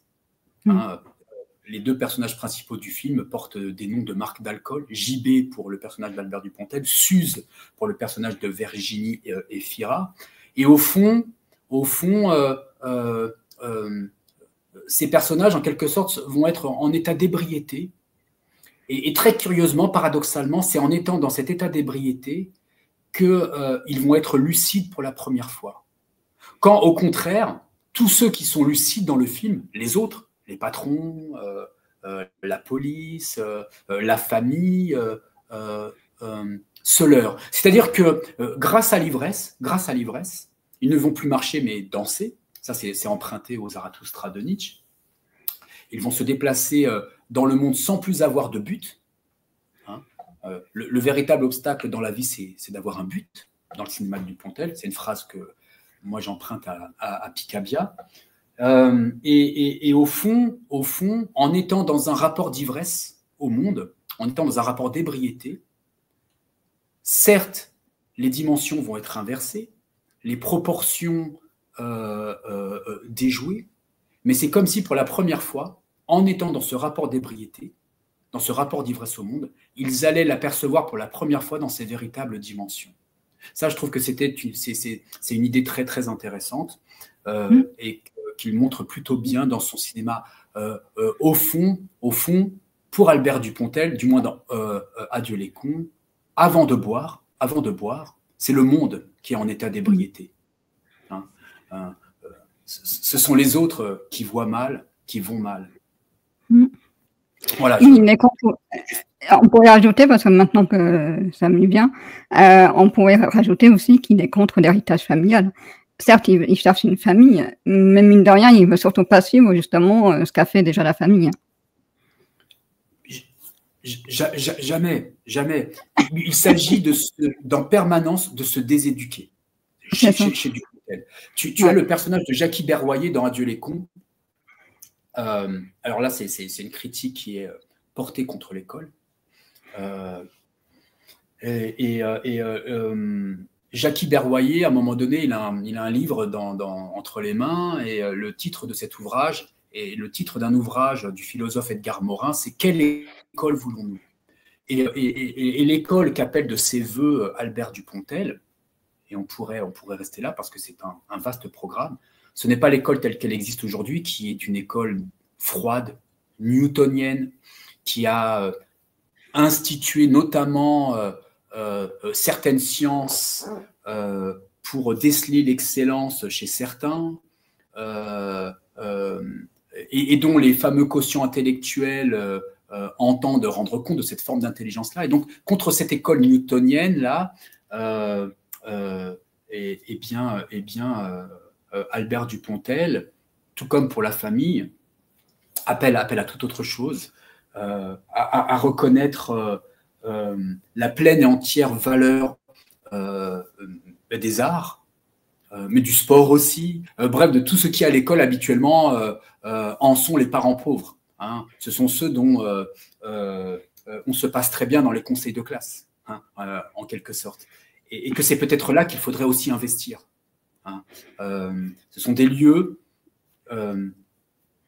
déshérités, délaissés, et qu'il faudrait pourvoir au possible, investir pleinement pour permettre à des tas d'enfants, de jeunes adultes aussi, à des adultes tout court, à des plus vieux également, dont je suis, de naître à soi enfin, de connaître au fond ce que dit Albert Dupontel, de connaître le nirvana de son vivant. Ça, c'est la chose la plus difficile, comme le dit très bien aussi Terrence Malick. À travers ces films, on a beau bien se poser toutes les questions sur le monde, malheureusement, on ne trouve jamais toutes les réponses. Et ça fait partie de la vie, malheureusement, ou heureusement d'ailleurs, parce que aussi, est-ce que on aimerait continuer à vivre si on se connaîtrait vraiment, en fait, à la fin de notre vie? Là aussi, on peut se poser la question à l'envers, quoi. Exactement. Si on était vraiment arrivé, mais au fond, c'est comme le peintre et l'écrivain. Hein. Ouais. Si un peintre ou un écrivain arrivait enfin au point où il l'entendait, mais il s'arrêterait de suite. Parce que c'est ça. C'est pour ça que donc, les personnages du Pontelien ne cessent pas de naître, et de naître sans cesse de film en film. Parce qu'une fois arrivé à bon port, tout s'effondrerait. Hein, on ne pourrait que redescendre. Et donc, moi j'aime assez me dire, mais que, oui, ce que je dis souvent, c'est que les véritables questions ne s'épuisent jamais dans les réponses. C'est-à-dire qu'on passe d'une question à une autre question et à l'infini. C'est peut-être ce qui fait la beauté du geste, qu'on soit ici-bas sur Terre. Moi, je suis d'accord. Ça va être carrément. Merci beaucoup, David. Et normalement, le prochain rendez-vous, c'est sur toute autre chose, puisqu'on va parler d'une série de documentaires qu'on a beaucoup aimé, qui est Mehdi DJ Made in France. Donc voilà, au plaisir en tout cas de te accueillir à nouveau sur la chaîne et puis de parler de ça, ça va être aussi très intéressant. Parce que là aussi, ça va nous ramener à notre époque de jeunesse. Enfin, voilà, on est très liés aussi à cette histoire, donc ça va être très riche aussi, je sens. Merci beaucoup, David. Et vous aussi, allez-y dans les commentaires, dites-nous les films que vous aimez ou que vous avez moins aimé, ce que vous pensez du Pontel. Les commentaires sont là pour ça.